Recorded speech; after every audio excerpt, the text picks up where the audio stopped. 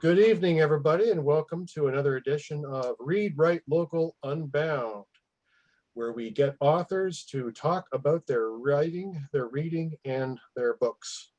And we invite the public to come and join them, and it's recorded for posterity. I'm Jerry Vogel. I'm Assistant Director at Avon Lake Public Library. I love hearing from other writers and authors about what makes them tick and how they do what they do. So on this week's episode, I'd like to welcome Avon Lake's very own Ian Lewis. Hello. Hey Jerry, thanks for having me. I'm excited to be here. Yes, and we got a bit of a bonus here. We've got his friend Matt Sugerik. But yeah, Sugerik, yes. And I love being referred to as a bonus.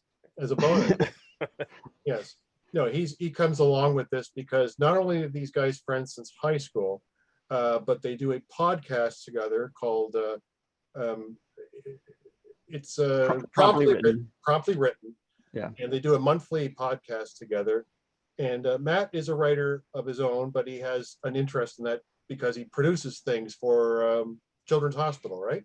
Yeah, absolutely. And you produce like what, videos, music? I'm mainly a photographer, but yeah, I do some video production. It's mostly internal stuff, training stuff. We get to do some fun marketing stuff every now and then, but yeah. Okay. And I know that Ian's a computer guy. We'll just leave it at that. Fair enough. We'll just leave it at that. So anyway, we're here to talk about some of these books and what's going on. So if you're not familiar with Ian, there is one of his books. And this is the first one of the Camaro, the Driver series, the Camaro Murders. So he's now up to 4 books in that series. In fact, the most recent one, Winterfield Nights, here it is. And I suppose there's going to be another one coming soon, right? Yeah, eventually. I'm writing the second book in the Reeve series. Okay. But after I finish that, I'll go back and do the last book in the Driver series, book 5. That'll be the end of that one.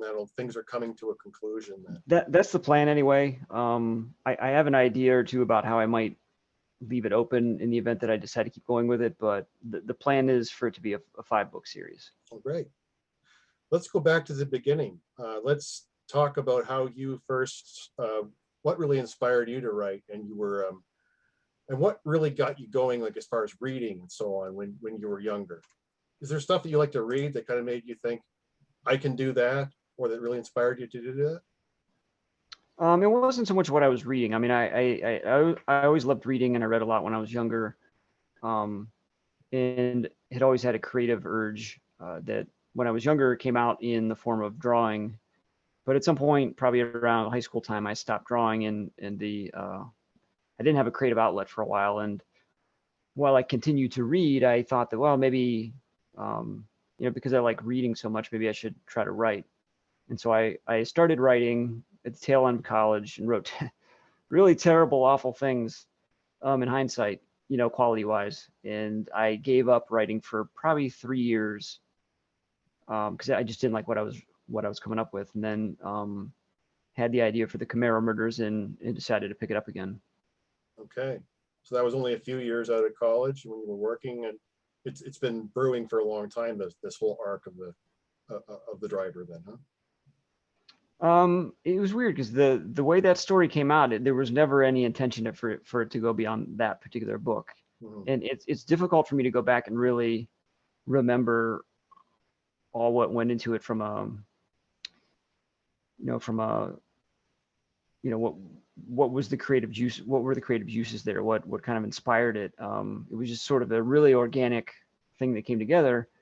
But when I got to the end of the book, I kind of felt like, oh, I like this character. I think there's some unsettledness with him that needs to kind of be further explored. And so I decided, let's just keep going with it. Mm-hmm. In an earlier interview we had, you mentioned that you are compelled to write. You can't not write. This is something that drives, I guess, a lot of your spare time and energy, even though you're obviously a very busy guy. Tell me about being compelled to write. Yeah, it goes back to that creative urge. You just sort of have the need to do something creative.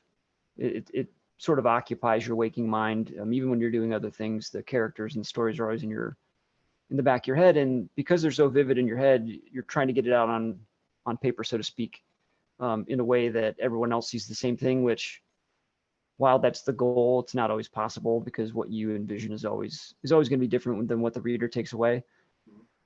But yeah, it's one of those things where I don't have enough time to put towards it as much as I'd like, but every spare minute that I can get, I try to set aside for writing. Okay.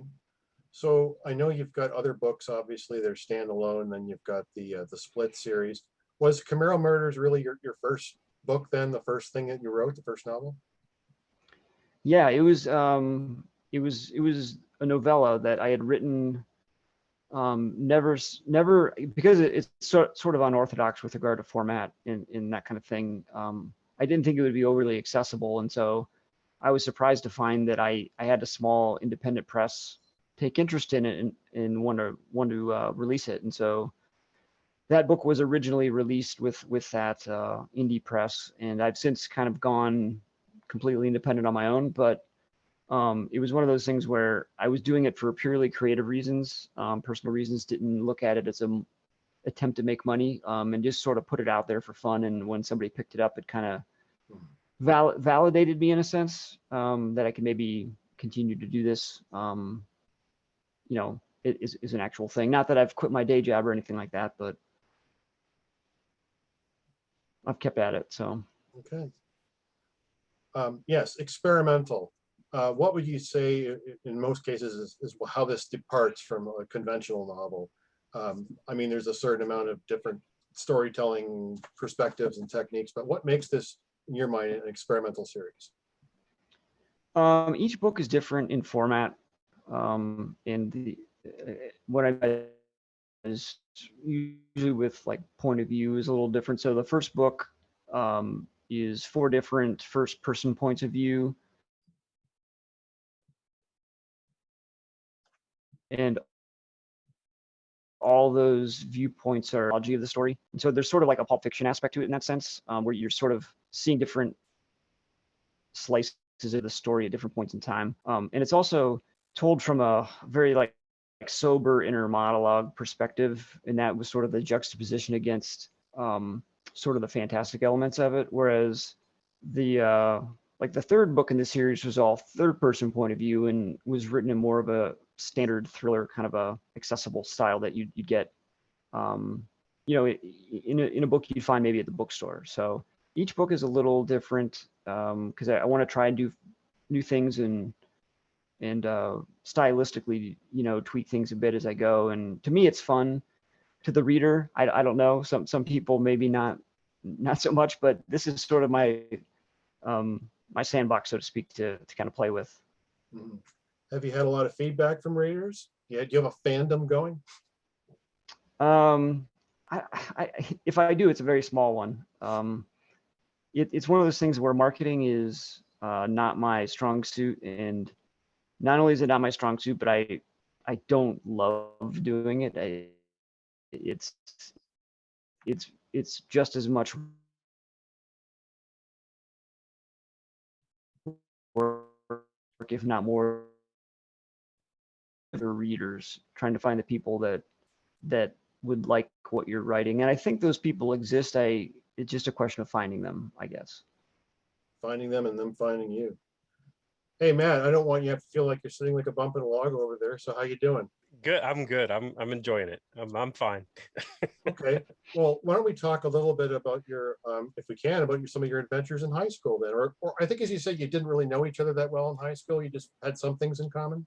I mean, it was kind of crazy. Like, we went to the same high school all 4 years. I mean, I moved to the school system in 8th grade, so I wasn't there my whole life or whatever, but we went to school all 4 years, and I doubt we said one single word to each other in high school at all. And then we had some mutual friends, and one day I was hanging out with my buddy, and he was like, "Hey, we're going over to this guy's house." And I was like, "I don't really know them." And he's like, "It's fine. They're cool." And then pretty much from that point on, I would say that entire group of guys was pretty inseparable for, I don't know, close to a decade, probably. A long time, yeah. I mean, yeah. Until everybody started getting married. And then you guys even went to different schools afterwards, but you still kept in touch, obviously. Yeah. He went off. You were off in what, Toledo? Yeah. It's funny that that after all these years, Matt's the one that I keep in touch with the most, because The- he and I are so we, so different. we couldn't be more different, Yeah. Which is why I think the podcast works as well as it does, actually. Yeah, I agree. Actually.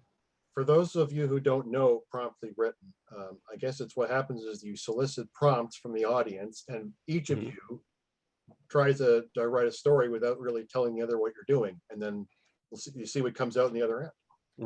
Right. So we don't know each other's stories until we actually hear the other person read them when we're recording. And I don't know. I think that's the best. When we first started, we toyed around with the idea of maybe trading the stories first so we could read them, and it was like, no, I think we need a surprise. And for some of the stuff that we've written, I think the surprise is made it worth it.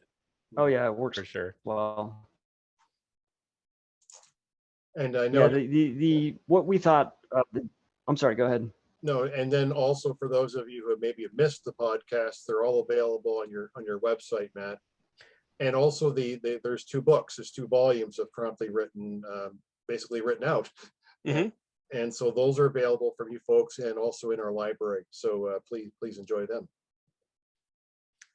Yeah, that was part of the idea right at first. I think it was kind of we kind of did everything in reverse order. We wrote the stories and did the audiobook version kind of first, and then published the written one after the fact, after we got a nice collection going. And I don't know, I think it's kind of unique. It's definitely fun to do. Now, you also told me, Matt, at one point that this whole podcast that you managed to get Ian going, and how long have you been doing this? 3 years, 4 years? We're on season 3 right now. Yeah, we're getting close to closing out our 3rd year here in August, I think. But you were saying that the whole podcast was a project or independent study for your MFA, right? Yeah, kind of, sort of. So it was while I was going through the MFA program, I was kind of looking for I knew as soon as the program ended that I was going to be like hard up for quote unquote reasons to write, because I'm a very deadline like oriented person. Like, I need a goal. Like, if somebody's not telling me that something's due, then I find 700 other things to procrastinate and do otherwise. And I really wanted to make sure I kept writing. So this just kind of popped into my head, and we met at like over wings and beer or something. I was like, hey man, I got an idea. I was like, what do you think we do this?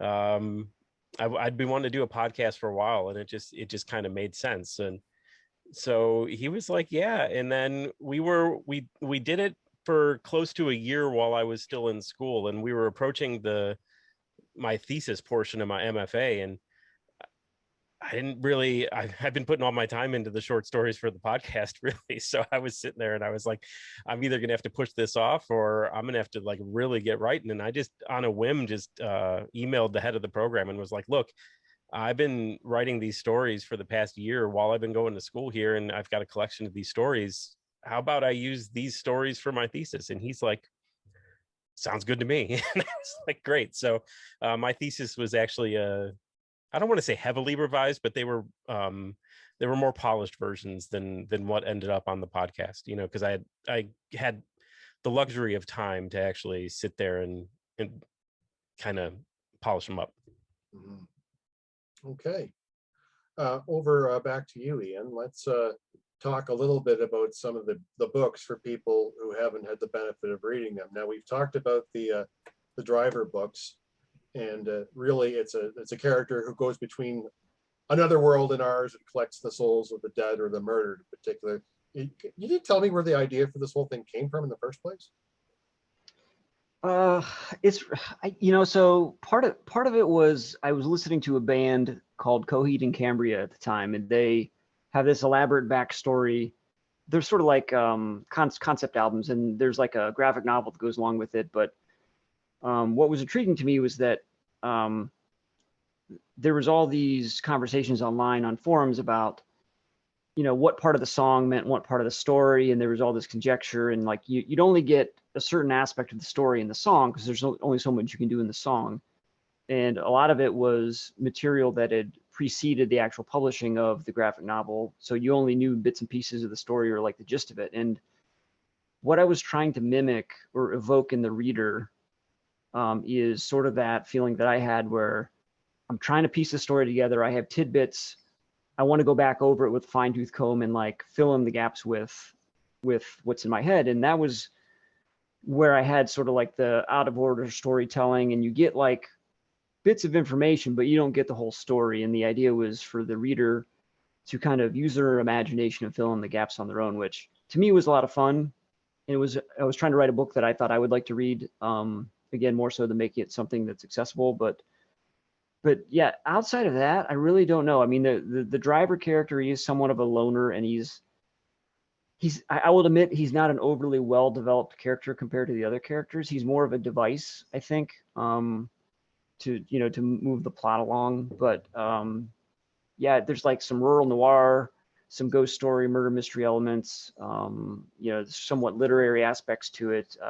Someone had once compared it to As I Lay Dying by William Faulkner, which, that could be a good thing or a bad thing, whether you like Faulkner, but it's sort of got a lot going on in it. And I suspect some of it is driven by sort of my love of cars, because he drives like this Phantom Camaro and that kind of thing. And, that was probably coming out of like Knight Rider or something as a kid, even though that's a Trans Am, it's the same platform from GM there, but Trans Am that talks.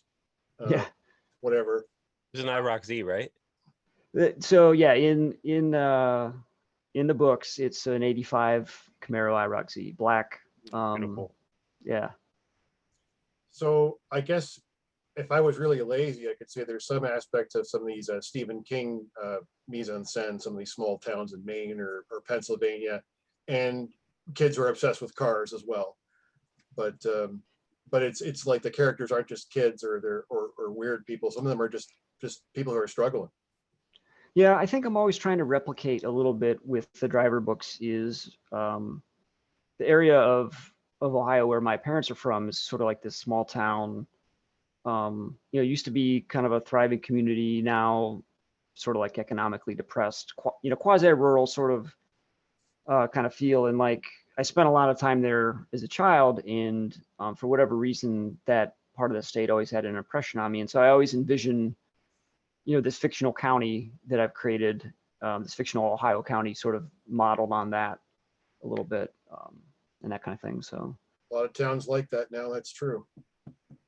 And now and then, I guess, just of everything being turned on its head about how people imagine life in industry and civic life should be. So it's some of it is very decay ridden, like some of the vignettes in your stories. There's a lot of that stuff way past its sell by date. People's homes, people's lives. Yes. That's a good way to put it.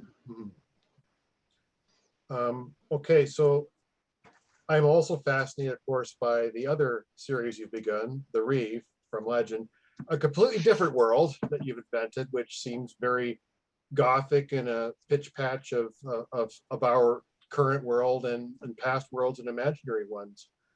And it seems like it's just like our world, but something went wrong a few hundred years ago. Is that kind of what happened? Sort of. So it is an alternate history. And it's an alternate take on North America. And what at least I find interesting is that the fictional city of Belden Ridge, which is where this takes place, is actually what would be modern day Avon Lake and Avon. But the sort of the backstory is that alchemy back in like the 11th or 12th century, man's pursuit of that, it's like sort of a proto-science, right? It kind of goes haywire and produces all these mutations, and society collapses, and culture and religion are lost, and like things crumble, and progress as we know it is stunted. But because the analogy I always use is like with baking, you can take the same ingredients and just tweak the recipe and maybe alter bake time or measurements, and you're going to come out with something that is sort of similar, but not the same as what you were supposed to get. And so the year is 2017 in the book, but technology wise and culturally, we're sort of along the lines of like Victorian colonial era, maybe, gaslight type stuff. With a lot of like say Gothic architecture and yeah, there's some anachronisms for sure. Yeah, you got the Gothic architecture on the shores of Lake Erie, basically, which, you know, obviously didn't happen in real life, but it's fun to think about what It if should have. that happened. Yeah, it's a wonderful tale. So that's one of the worlds you dive into. And there's another one, if you look at the Split series, that's maybe a little close to today's world for maybe for comfort for some people. Yeah, I'm a little unnerved is not the right word, but like I'm a little kind of weirded out by how some of what we've seen, you know, play out in recent history, sort of mirrors what happened in those books. And I was trying to make it realistic. I didn't want to make it like a Mad Max kind of, you know, everything's gone down the toilet sort of story, because that didn't seem realistic to me. I wanted it to be Something that can what would happen happen tomorrow. right, like what would happen. So in the book, the recession of 2008 gets worse than it did. You know, you have complete economic collapse and the government falls and all this, but there's still semblances of what was there before that still exist. And you know, you try to see the world in sort of a twisted view there, where you recognize it as like the US, but it's not really the US anymore, kind of a thing. No. And from two different perspectives, each book basically, from different sides. Correct. Yeah. The basically there's two governments. The country sort of split east and west, and then there's sort of a DMZ in the middle, and the east is sort of like militarized and iron fist ruled, whereas the west is more of social engineering and affluence sort of is what drives the government over there. So the premise was really, and I hate politics, and part of me wishes I never wrote the books because of that, but it was just meant to be a sort of a commentary on the failures of partisan politics, and the story is really an allegory in that sense, but it ultimately boiled down to a joke between coworkers. I think we were heading into an election year, and we were just kind of commiserating about how, you know, you pick one side, and like, you know, they look very different, but you know, it's all the same people at the top. They're all in the same organizations, and they're all, you know, they're all crooked, kind of a thing. And so we were being very negative, and we joked like, well, maybe we should just be in charge of the country, and you take one half and I'll take the other. And I said, oh, I'll write a story about it just for fun, and it turned into 2 books. So let's you and him fight sort of proposal. Yeah, something like that. It was just sort of like, hey, what if we were like, you know, pretended to be you know, mortal enemies in public, but we're really pulling the strings together behind the scenes, sort of a thing. But like, morning Ralph, morning Sam. yeah, so it's interesting. It was more of a like sort of a Tom Clancy style that I was aiming for in that sense. So okay, like Op Center, tech thriller sort of kind of. Yes. Yeah, I was thinking like along the lines of like you'd have multiple character arcs and sort of all weaving together into like a greater story and that kind of a thing. Yes, bring all those people together over the course of these things. Yes. Well, okay, so Matt, I understand that you've been working, you haven't have a book out yet, but you're working on one, right? Working on one, slowly but surely. Remember we talked earlier about that whole deadline thing? I don't have one, and that's becoming a problem. You got your whole life to write your first book, Matt. Yeah, right. That's very true. But yeah, I'm working on it. We kind of went over some of the struggles I've been having in a recent podcast, because I have, for while you're going through an MFA, you really don't read a whole lot of genre fiction. So once I was free of that, I kind of went like just right back into it, tried to find the books that I started reading that really made me fall in love with reading. And I think we talked about it, and we wandered into the Wayward Pine series, and I just devoured that just because it was captivating, but it was at the same time, it shared a theme that was so similar to what I was trying to convey in my own writing that I couldn't separate the two in my head, and I just had to stop for a while. I just had to clear out my head, and now I'm finally back in a space where I'm moving forward slowly again. Yeah, we could probably talk about Wayward Pines for hours, couldn't we? Yeah, it was so good. Like I wasn't expecting it to be that good. I was just, I'd heard of it before, but I mean, I think it went straight to Hulu, didn't it? Or was it on regular It was on TV? it was on Fox, I think. Fox. Okay. Yeah. But And the first season was of the books, and then the second season kind of took off from there, and then there was no third season, unfortunately. I didn't even watch the second season because I think it pretty much, I think the first season covered most of the books. Yeah, it did. And then I didn't really see any need to go forward. Did you watch the second season? Oh yeah, I did. Was it good? Should I go back and finish it?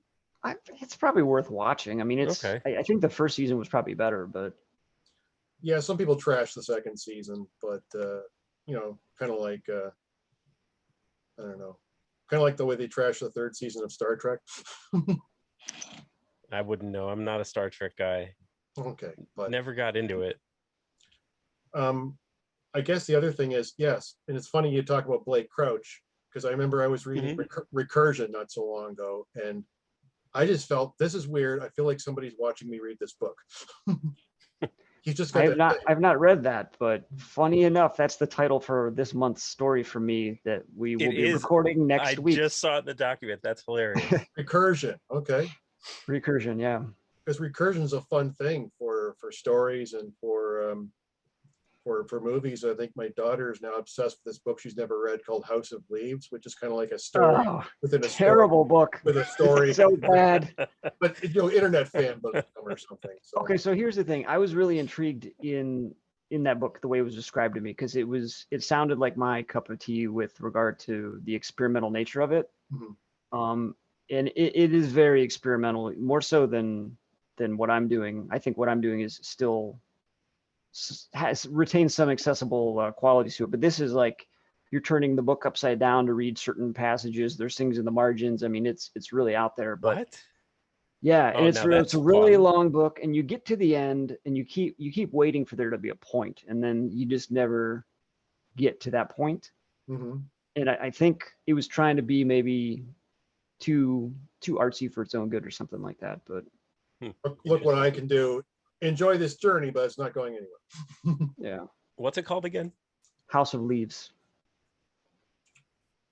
Yeah. And then when I think of other recursions, like stories within stories, to me, the ultimate recursion movie is Synecdoche, New York. Have you guys seen that? I've not seen that. I don't think I have, no. It's about a playwright who basically puts on a play. He's got a MacArthur Genius Grant, so he's got unlimited funds inside a warehouse in New York that's about New York. And then inside the play, there's another warehouse where he starts another group of people doing a play about the play. And it goes at least 4 times into this. And the play never actually opens. And at the end of the movie, he's just like, I know how to do the play now. I know. And then he dies. And then he dies. Yes, dies. That's the end.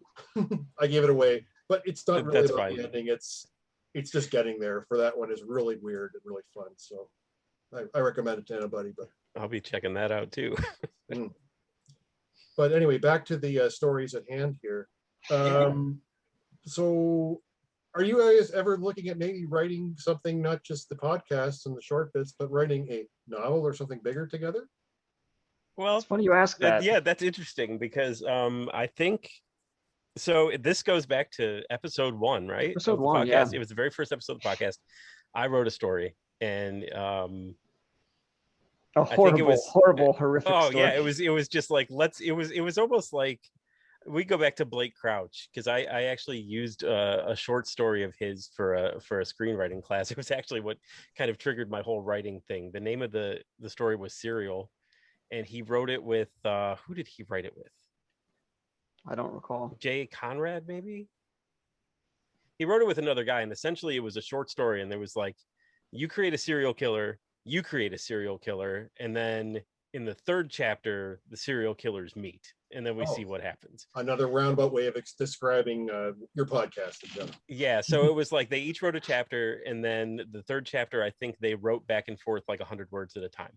And I was just taken back with the idea. And I mean, it was one of those like shock horror things, like, let's see just how far and how gross we can go. Like it was pretty bad, but I did the screenplay of that. And then, so when we did this first episode of the podcast, it was just like, well, I think I just want somebody to be tortured, so I'm going to write somebody being tortured. And then what, 5-6 episodes later, Ian comes out of nowhere with a story about some cops investigating this torture.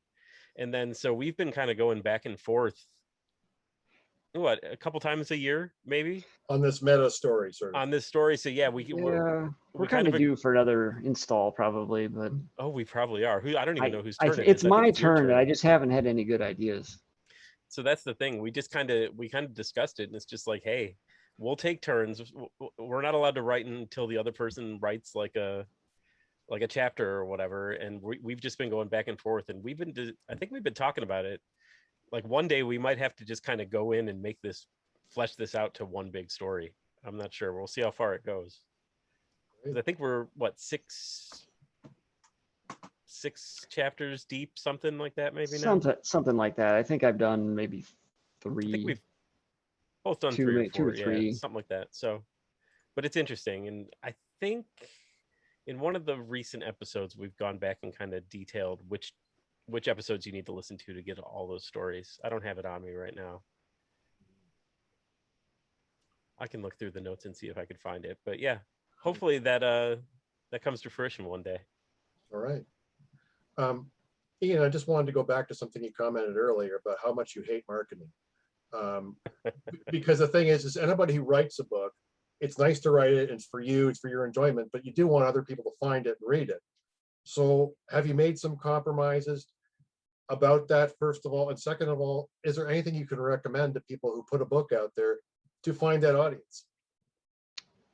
I mean, I think, I mean, just what we're doing right now is somewhat of a compromise. I mean, I always had wanted to kind of be behind the scenes and not really engage with the public. And I don't like social media and that kind of thing, but over the years, begrudgingly set up some, accounts and that kind of thing. And I'd much rather be a hermit, I guess.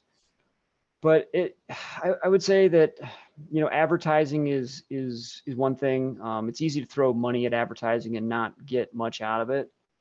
But like Amazon ads, sometimes when you're running a sale is useful. People are willing to buy something if they see it heavily discounted.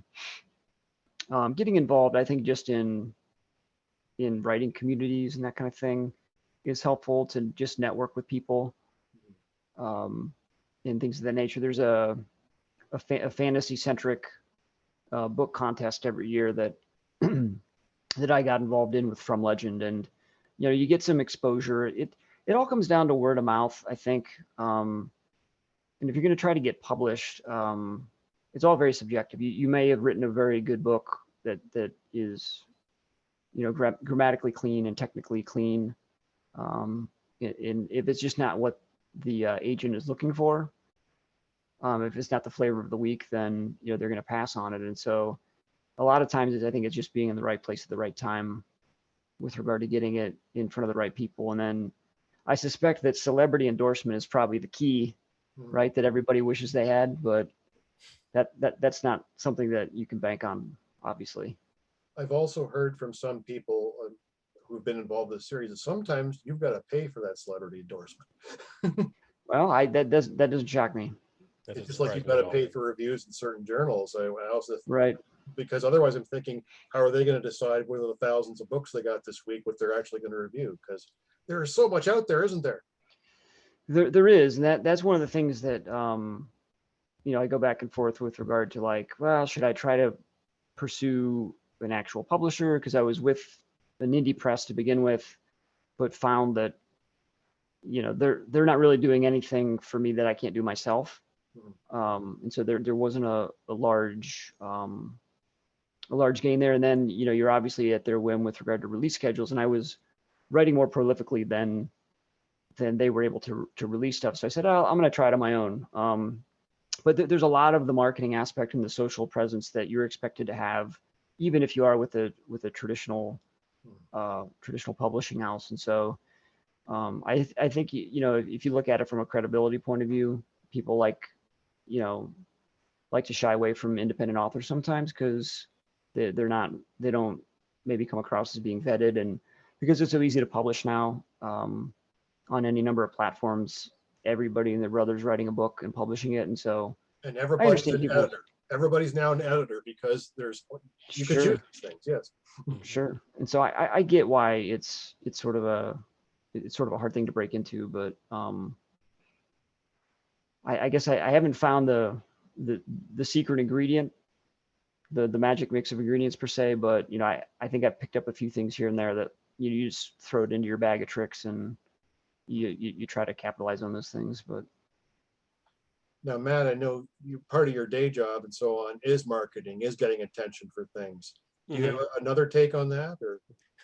No, because it's so hard. I mean, as far as like my involvement with marketing, like I go out and I create the content and then somebody else like pushes it out for me. Like, so You're making it to order pretty much about what's needed then. Yeah. So I found marketing, even for the podcast, it's very difficult because it's one of those things, like kind of like Ian just hinted at, like the market's flooded with all of it. Like anybody who has a computer, like you don't need any special equipment to do a podcast or anything like that. And then I feel like we operate in sort of a niche market, because like I know plenty of people that listen to us that aren't writers, but like most of the, like we talk about reading and writing, and I think that's niche. It's not news centric, it's not current events based, it's not like a timely podcast or anything like that. So and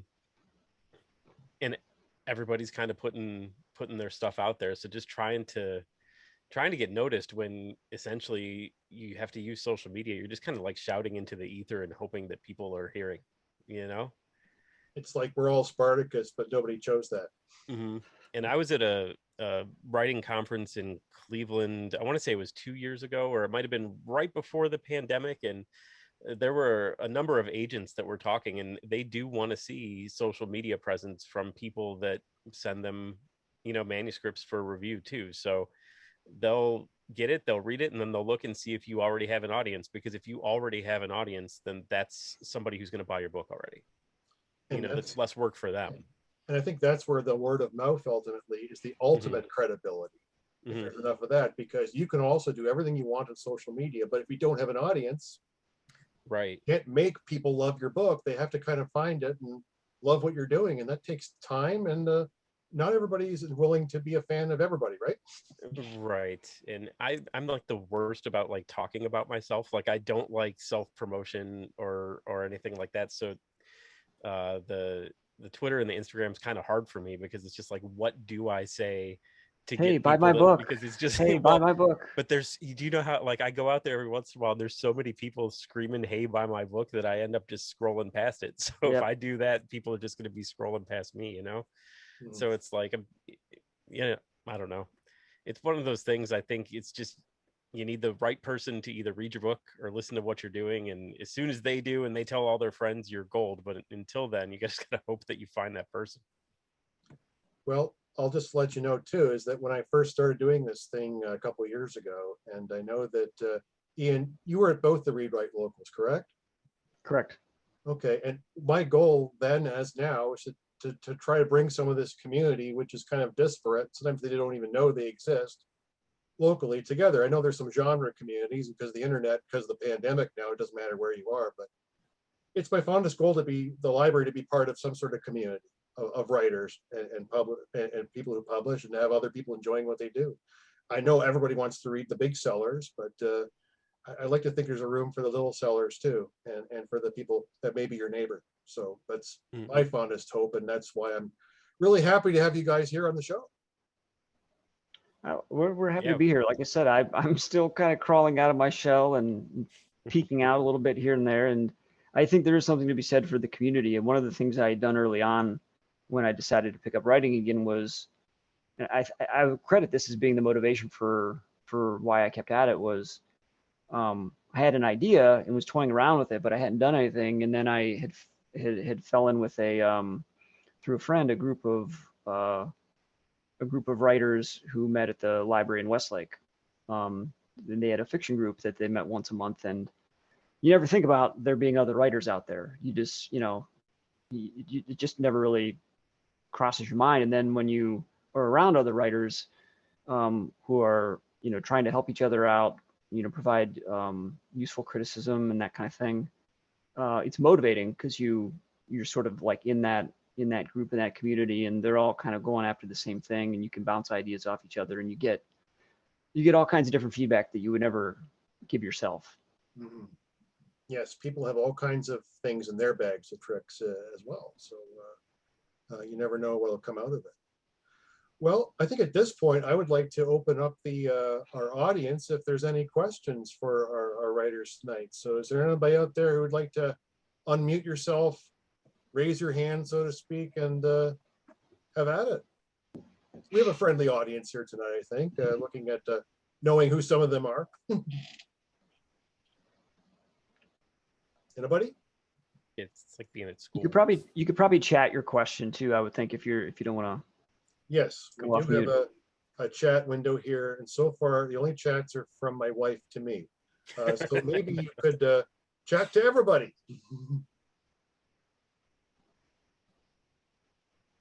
I think they already know you guys very well. Yeah, they must. Well, I won't put any pressure on anybody at this point then, so we can move along. But is there anything else you guys would like to conclude with, or say to your audience, a personal statement about where you're going, where you're coming from? I'll start with you, Matt. I don't know. I mean, I'm very grateful that there's a decent number of people that I think that tune in once a month to listen to us just kind of talk about whatever's been bugging us for the month as far as our writing goes, and listening to our stories is at least as weird as some of mine can be.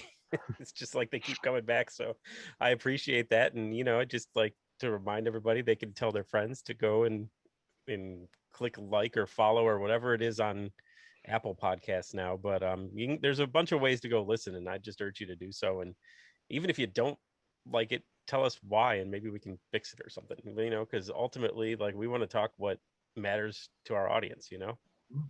All right, we have a question from K-Phone. All right. Where do you get your ideas? So we've talked a bit about that, but if you could put it in a sentence or two, where do you get your ideas? I mean, for me, it's a lot of it comes from music. Like you get like an abstract impression or an idea from music that forms the basis for a scene or a character. Name And some of the music that influences you or brought some characters to life. You said well, earlier. the entire Reeve book, the From Legend, that was based very much on a Deftones album, which sort of formed ideas for the plot as well as sort of the pacing of the story. So not too much of the concepts, but definitely gave me some ideas. It was just sort of like, driving around, going to the grocery store, and you have the music on, and you're looking at your mundane surroundings here, here in Avon Lake or whatever, and you're like, oh, what if things had gone different here? What would they look like? And you've got the music going at the same time, and you start to get ideas. So I would say music quite a bit for me. Yes. For me, I would say that most of my stories come just like from observing the world. Like, I'll just be out and about and I'll see something and I'll just kind of do a double take real quick and be like, I wonder what caused that person to do that or make that decision or just whatever. I wonder how you end up in that kind of scenario. And then the next thing you know, my mind's just like putting the whole thing together.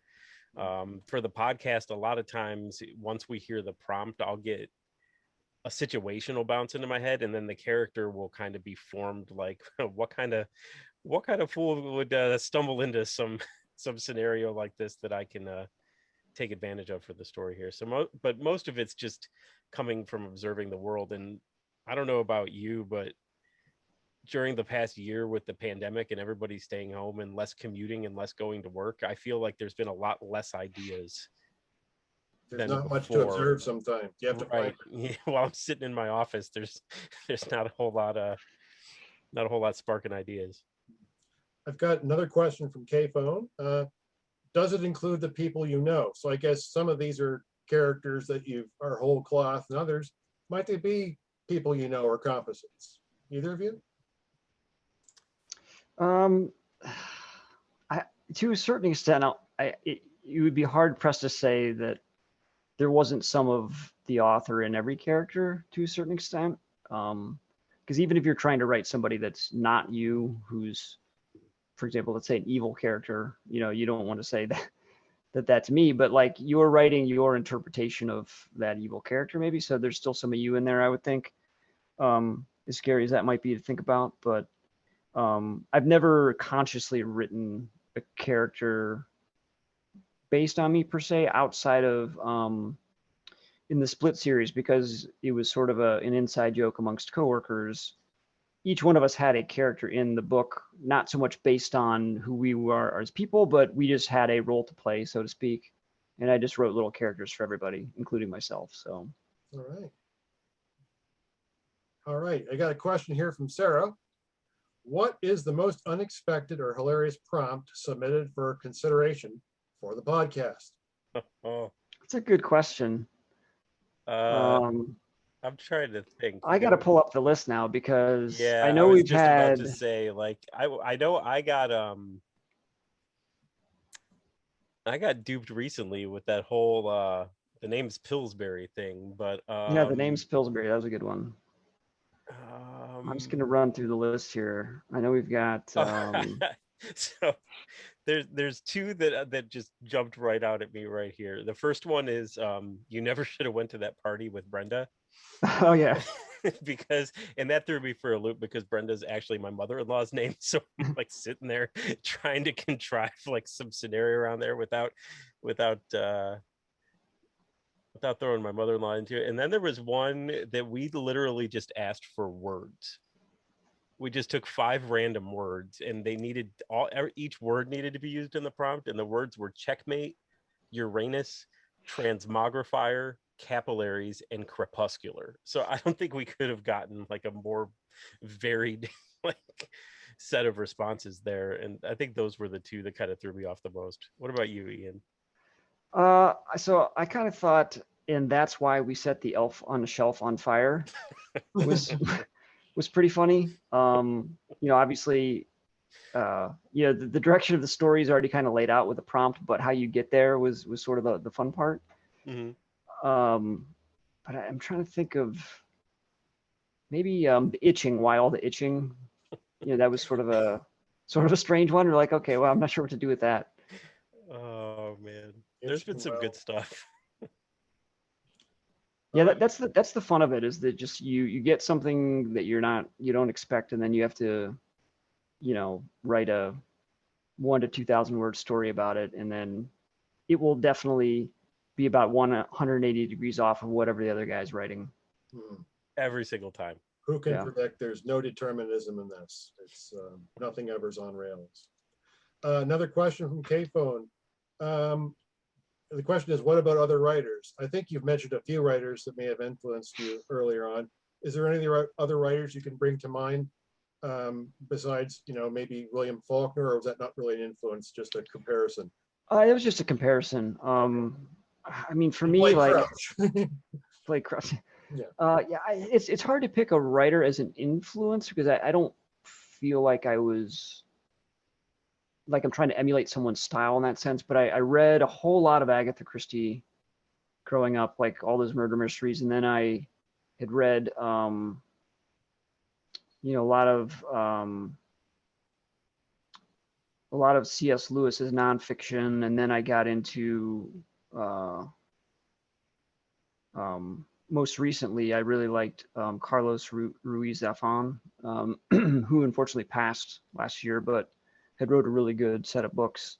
And so I just think it's I can't pick an author I would say that's an influence per se, but there's definitely been authors that I've admired their writing, I would say. Okay. What about you, Matt? I mean, right from the beginning, it's always been Stephen King. Ever since I was, deemed old enough to start reading his books, which was probably still too young to probably be reading some of his books. 13 or 14. Right, like 12, 13. It was it was the first one that just like absolutely captivated me. I couldn't put that book down, and it was just like, it was really just it was when you're reading some of his books, if you allow yourself to, it's almost like you're watching the movie in your head. Like that's how detailed and like visual of a writer he is. And I've Which makes always some of the loved movies that. disappointing, I imagine. Sometimes, but I love cheesy 80s horror movies. So so I'm pretty good with all the Stephen King movies. I mean, the books are always better, but I'd be hard pressed to turn one off. As of recent, I've really been enjoying Emily St. John Mandel. Oh yeah, the way station. No, the Station 11. Station 11, Yes, and then most recent was The Glass Hotel, Glass Hotel. which was really good. It goes. I think I read what was the name of the book? Last Night in Montreal, I believe, was one of her first books. I read it as in one of my classes, and just her style of writing is great because I think she like skirts the line between like genre and literary, if you will. Like she pays attention and she really focuses on the words that she's choosing, but at the same time you don't have to go running for a dictionary or a thesaurus to figure out what she's trying to say. The Because you context. can run into that in literary stuff I've found, where people are trying to be fancy for the sake of being fancy, and then the story suffers and you just want to figure out what's going on. And she does a really good job of balancing that and keeping you in. So she really gave me kind of something to strive for, I think. Okay. Well, we're almost out of time, so if there's time for one more question, going. Yeah, I think it's time to be gone soon. We're coming up to the hour almost. So yes, Matt, you had time to sum up there. What about you, Ian? If you had the big thing that you're looking for, either from your writing or where it's going, give us something profound. Profound. Yes. I guess I'm always trying to write something that, obviously the desire to write is purely selfish, in a sense, and it can take up, if you let it take up more time than it should, perhaps, because obviously you have other obligations. But because of that, I always want there to be some point to what I'm writing, or some truth that I'm trying to communicate. And so trying to deftly balance telling an engaging story versus beating somebody over the head with the point I'm trying to make, is always the challenge. But I would say that, it's each book is a learning experience, and I hope people enjoy them, and really appreciate when I get feedback. People take the time to leave a review, and I know not everyone likes to do that. Even if you didn't like the book, I am anxious to understand why you didn't like it, and welcome, any type of review that people have. All right. Well, I think we've gained a lot of insight on writing and reading and enjoying all this sort of thing from you folks. So once again, I'd like to thank Ian Lewis and Matt Sugerik for joining us on this evening's edition of Read, Write, Local, Unbound. Next Tuesday, June 1st, we have also two people. We have the writers Beth Overmeyer from Amherst, apparently, I think, who is the author of the Goblets of Mordor series, and Avon Lake's Rock Siles, who has written a children's book with some illustration from another prominent local artist about a turtle and a muddy birthday cake. So it's going to be kind of a mix of both authors. It's a twofer, once again, and we hope that you're there. And we're going to be keep going all summer long. So have a look at our webpage for a list of the schedule and all the authors coming up. And we do hope that some of you will come back and join us for more of those. So thank you very much. Have a good evening. And this has been Read, Write, Local, Unbound. I'm Jerry Vogel for Avon Lake Public Library.